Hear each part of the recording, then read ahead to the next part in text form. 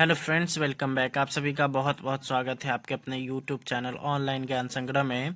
तो यदि आप बिहार में विशिष्ट शिक्षक हैं तो आप लोगों के लिए बहुत बड़ा खबर निकल कर के आ रहा है कि आप लोगों के वरीयता का जो क्रम है उसको एसीएस सिद्धार्थ के द्वारा या फिर यूं कह ले कि एसीएस सिद्धार्थ से पहले जो के पाठक थे उन्हीं के समय जो है यहाँ पे आप लोग का वरीयता का क्रम निर्धारित कर दिया गया था।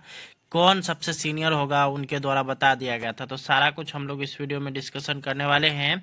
तो आप लोग चैनल पे नए होंगे तो सब्सक्राइब जरूर कर लीजिएगा और वीडियो पसंद आए तो लाइक शेयर करिएगा। तो जैसा कि आप सभी को पता ही है कि 1 जनवरी से लेकर के 7 जनवरी के बीच जो सक्षमता 1 वाले शिक्षक थे उन्होंने ज्वाइन किया है, और वहीं सक्षमता 2 वाले शिक्षकों का 1 मार्च से लेकर के 7 मार्च तक उनको ज्वाइन करने का जो है मौका दिया गया है और नियुक्ति पत्र वितरण हो चुका है। तो अब जो है यहाँ पे खबर निकल करके आ रही है और लोगों का जो है यहाँ पे कमेंट आ रहा है कि सबसे वरीय कौन होंगे। सारा कुछ हम लोग इस वीडियो में डिस्कशन करने वाले हैं। चैनल पे नए होंगे तो सब्सक्राइब कर लीजिएगा। आप लोग अंश देख रहे हैं वरीयता, ये आप लोग का जो विशिष्ट शिक्षक नियमावली 2023 जारी हुआ था 26 दिसंबर के दिन, उसका यहाँ पे अंश है, जिसमें यहाँ पर आप लोग देख सकते हैं उसका 7वां पॉइंट वरीयता से रिलेटेड है, जो कि आप लोगों के लिए स्पष्ट है। यहाँ पे आप लोग देख सकते हैं जिला स्तर पर विशिष्ट शिक्षकों की एक वरीयता सूची संधारित की जाएगी। शिक्षकों की प्रत्येक श्रेणी यथा प्राथमिक, मध्य माध्यमिक और उच्च माध्यमिक के लिए विषयवार एक अलग वरीयता सूची तैयार की जाएगी। अब यहाँ पे इसको समझने वाली बात है, अगर यहाँ पे आपको ये बात अगर समझ नहीं आ रही तो यहाँ को इसको ऐसे समझ सकते हैं कि अगर कोई 1 to 5 के टीचर हैं, अगर कोई 1 to 5 के टीचर हैं तो इसमें जो वरीयता का निर्धारण होगा वो सभी बेसिक ग्रेड यानी कि 1 to 5 के ही टीचर के साथ होगा। ऐसा नहीं है कि आप जो है 1 to 5 में जो टीचर हैं वो 6 to 8 से सीनियर हो जाएंगे या 9 10th वाले से सीनियर हो जाएंगे या 11 12th वाले से सीनियर हो जाएंगे। ऐसा नहीं होने वाला है। यहाँ पे 1 to 5 से सीनियर 6 to 8 हमेशा रहेंगे, चाहे उसकी बहाली कभी भी हो। उसके बाद अगर बात करेगा 6 to 8 से 9 10th हमेशा वरीय रहेंगे, चाहे उनकी बहाली काफ़ी बाद में ही क्यों ना हो। जैसे अगर मान लेते हैं कि कोई विशिष्ट शिक्षक जो 1 to 5 के हैं जिनकी बहाली 2003 में हुई थी, और अगर कोई 6 to 8 के टीचर है जिनकी बहाली मान लेते हैं 2022 में हुई है, तो 2022 वाले जो 6 to 8 वाले टीचर होंगे वही वरीय हो जाएंगे। ये यहाँ पर आप लोग को स्पष्ट कर लेना है। और सबसे वरीय की अगर बात करेगा तो 11 12th वाले आपके सबसे वरीय होंगे, ये यहाँ पे बताया जा रहा है। दूसरा इसका पॉइंट देख सकते हैं, विशिष्ट शिक्षक की वरीयता निम्नलिखित मानदंडों के अनुसार तैयार की जाएगी। जैसे अपने ग्रेड में, जैसे 1 to 5 वाले, 6 to 8 वाले, 9 10th वाले, 11 12th वाले, उसके लिए यहाँ पर आप लोग देख सकते हैं क नंबर में है स्थानीय निकाय शिक्षकों के रूप में प्रशिक्षित वेतनमान प्राप्त करने की तिथि। यानी कहने का मतलब हो गया कि आपको जो है कब से प्रशिक्षित वेतनमान आपको मिल रहा है। जैसे मान लेते हैं कि 2003 वाले जो शिक्षक हैं उनको सबसे पहले मिल रहा है, उसके बाद फिर उनके पीछे 2007 वाले होंगे, उसके बाद फिर जो है आगे बढ़िएगा तो 2010 वाले, फिर 14 16 इसी तरह से 2022 वाले, इस तरह से आप लोग को देखने को मिलेगा।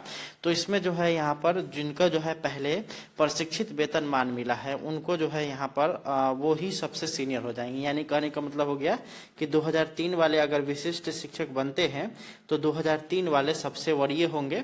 आप 2022 में भले ही आप 2000 मान लेते हैं कि 2000 जिनकी 3 में बहाली हुई है वो अगर मान लेते हैं कि 1 जनवरी को न ज्वाइन करके 6 जनवरी को ज्वाइन कर लेते हैं, और आप 2022 वाले हैं और आप 1 जनवरी को ही ज्वाइन कर लेते हैं, तो वैसे स्थिति में आप यानी कि 2022 वाले कभी भी 2003 वाले से सीनियर नहीं होंगे। वो हमेशा क्या रहेंगे, 2003 वाले ही सीनियर रहेंगे, भले ही वो जो है ज्वाइन 6 जनवरी को करे, उससे उनको कोई फर्क नहीं पड़ता है। दूसरा यहाँ पर है कि जहाँ 2 शिक्षक उपर्युक्त मानदंड के अनुसार एक ही तिथि साझा करते हैं तो उनकी जन्म तिथि वरीयता तय करने के लिए मानदंड हो गई।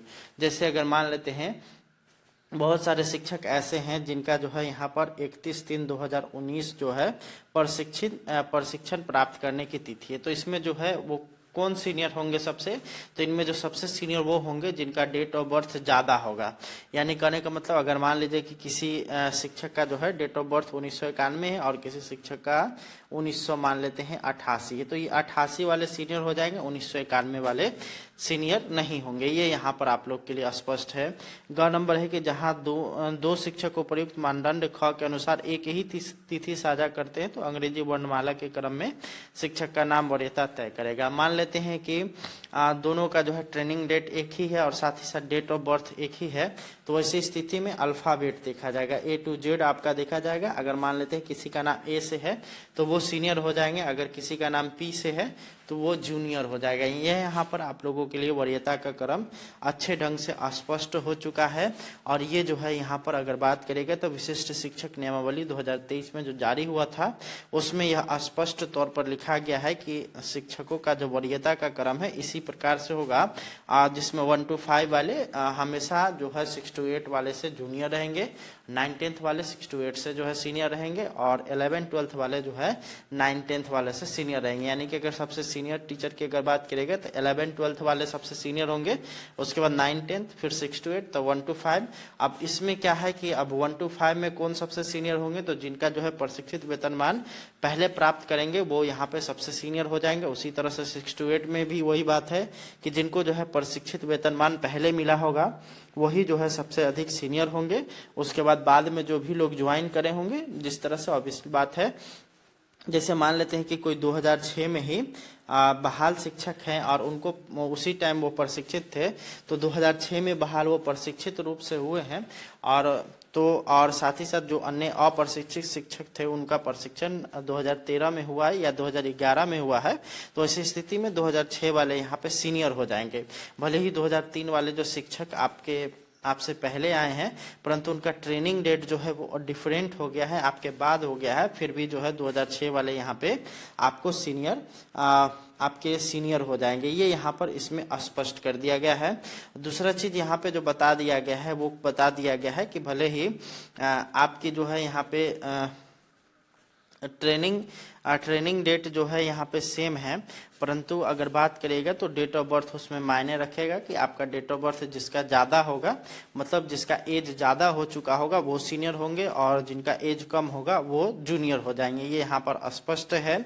वहीं एक और चीज़ है कि विशिष्ट शिक्षक में आप कब ज्वाइन करेंगे कि सबसे सीनियर रहेंगे, तो आपकी बहाली जैसे मान लीजिए 2003 में हुई है, आप 7 तारीख को भी ज्वाइन करेंगे तो भी आपको जो है आप सबसे ही सीनियर रहेंगे।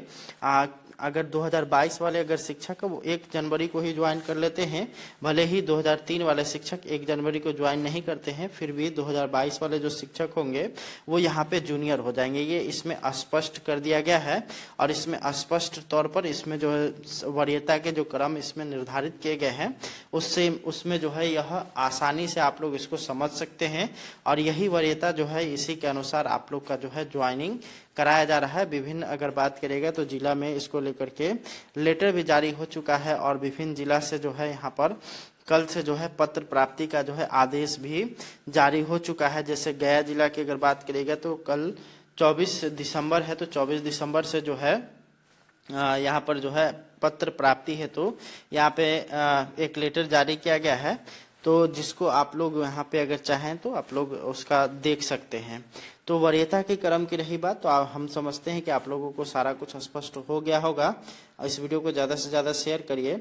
मिलते हैं आप लोग से नेक्स्ट वीडियो में, तब तक के लिए धन्यवाद। Thanks for watching.